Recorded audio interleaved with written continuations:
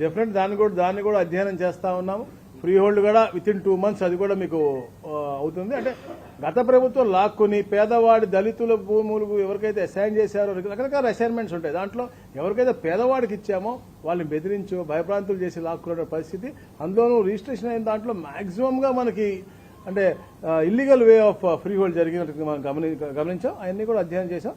అవన్నీ కూడా అవన్నీ క్లియర్ చేసి ఫిబ్రవరి కల్లా మేము వీఆర్ థింకింగ్ ఆఫ్ అంటే అది కూడా జీఎంలో ఒక ఐటమ్ నేను చెప్పినటువంటి 3 అంశాలు అది కూడా ఒక ఐటమ్ కూడా తప్పకుండా చేస్తాం. అలాగే ముఖ్యంగా రేపటి నుంచి మేము పాస్ పుస్తకాలు కూడా ఇస్తా ఉన్నాం.